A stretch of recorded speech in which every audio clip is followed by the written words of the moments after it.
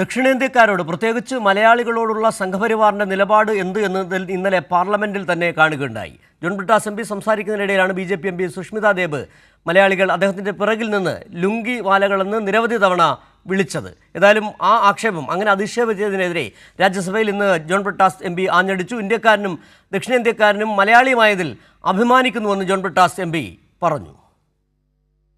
Sir, it is with a heavy heart I raise this matter because it's a question of the garima of this house, prestige and honor. And it's a bipartisan issue. Let me just tell at the outset, I'm a proud Indian, South Indian, and of course a proud Malayali, sir. There is no South Indian, North Indian. What is the problem, you tell me? Sir, we all are Indians only. Please allow me, sir. I cherish every moment being a Malayali, our language, culture, cuisine, and of course the attire, sir. Our constitution celebrates our diversity. A honorable member who I hold in high esteem, let me just say, that member came here and was disturbing me when I was fulfilling my obligation as a mover of a statutory resolution. Sir, please. And, sir, Please take your seat.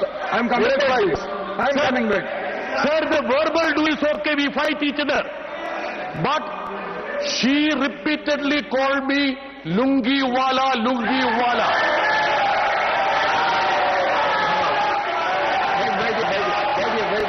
Now I will make my observation. Aranji, you please take your seat. Let me make my observation, please. Let me make my observation, please. Let me make my observation, please take your seat.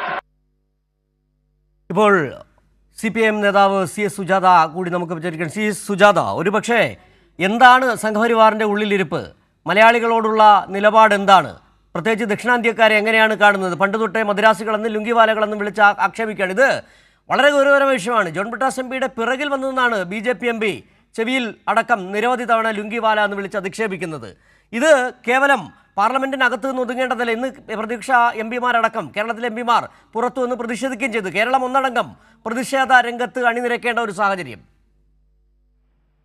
അതെ, കേരളത്തിലെ M പിമാരടക്കം വളരെ ശക്തമായിട്ടുള്ള പ്രതിഷേധം രേഖപ്പെടുത്തിയത് നമ്മൾ കണ്ടു. പാർലമെന്റിനകത്ത് ശ്രീ ജോൺ ബ്രിട്ടാസ് സംസാരിച്ചത് നമ്മൾ കേട്ടു. അതായത് ദക്ഷിണേന്ത്യക്കാരൻ എന്ന നിലയിൽ മലയാളി എന്നതിൽ അങ്ങേറ്റത്തെ അഭിമാനമുള്ളത്. അതായത് ഇഷ്ടപ്പെട്ട വേഷം ധരിക്കാനും ഇഷ്ടമുള്ള ഭക്ഷണം ധരിക്കാനും ഇഷ്ടമുള്ള ഭാഷ സംസാരിക്കാനുള്ള റൈറ്റ് ഇന്ത്യൻ ഭരണഘടന ഓരോ പൗരനും ഉറപ്പാക്കുന്നുണ്ട്. രാജ്യത്തിന് മുന്നോട്ട് നോക്കുന്ന മഹത്തായ കോൺട്രിബ്യൂഷൻ കൊടുക്കുന്ന കേരളത്തെ അടക്കം അപമാനിക്കുന്ന ഈ നടപടിക്കെതിരെയാണ് ഇന്ന് സഭയിൽ വളരെ ശക്തമായിട്ടുള്ള പ്രതിഷേധം അവര് പുറത്തും അകത്തുമെല്ലാം ഉയർത്തിയിട്ടുള്ളത്.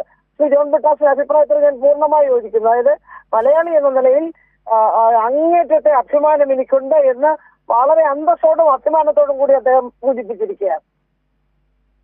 ശരി, വളരെ നന്ദി ശ്രീ CS സുജാത. ഈ സാഹചര്യത്തിൽ പ്രതികരിച്ചതിന് വലിയ അർത്ഥത്തിലുള്ള പ്രതിഷേധമാണ് ഇപ്പോൾ ഇതുമായി ബന്ധപ്പെട്ട് പാർലമെന്റിൽ ഇന്ന് നടന്നത്. ഇതിൽ CP രാധാകൃഷ്ണൻ, രാജ്യസഭാ ചെയർമാൻ, രാഷ്ട്രപതി ഉപരാഷ്ട്രപതി കൂടിയായ CP രാധാകൃഷ്ണൻ ഇക്കാര്യത്തിൽ ഈ എം പിയെ വിളിച്ച് താക്കീത് ചെയ്യുമെന്ന് കൂടി പറയുകയും ചെയ്തു. പക്ഷേ എന്നാൽ പോലും ഇവിടെ ഉയരുന്ന പ്രധാനപ്പെട്ട വിഷയം എങ്ങനെയാണ് ഈ കേരളം പല ഘട്ടങ്ങളിലും കേന്ദ്ര സർക്കാരിൻ്റെ അടക്കം പല പദ്ധതികൾ തഴയപ്പെടുന്നത് എന്നടക്കമുള്ള കാര്യങ്ങൾ പരിശോധിക്കുമ്പോഴാണ് ഈ സംഘപരിവാർ ബി.ജെ.പിയുടെ തലപ്പത്തിരിക്കുന്നവർ, ബി.ജെ.പിയുടെ അധ്യക്ഷന്മാർ അല്ലെങ്കിൽ RSS സംഘപരിവാർ നേതാക്കളടക്കം കേരളത്തെ എങ്ങനെയാണ് കാണുന്നതെന്ന് ഒരിക്കൽ കൂടി വെളിവാകുന്നതാണ്.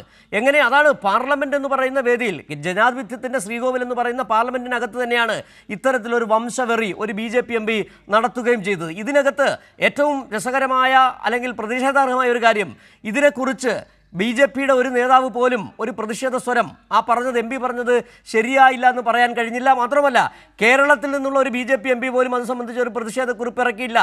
ബി.ജെ.പി. എം പി കേരളത്തെ ആകെയാണ് ആക്ഷേപിച്ചതെന്ന് പറയാൻ കേരളത്തിലൊരു ബി.ജെ.പി. നേതാവിന് പോലും കഴിഞ്ഞില്ല എന്നുള്ളത് തന്നെയാണ്. അതാണ് ബി.ജെ.പിയുടെ മനസ്സിലിരിപ്പ്. ബി.ജെ.പിക്ക് കേരളമെന്നോ അതോടൊപ്പം തന്നെ മറ്റേതെങ്കിലും ഭാഷയെന്നോ വ്യത്യാസമില്ല. അവർക്ക് വംശവെറിയാണ് അവരുടെ മുന്നിലുള്ളത്.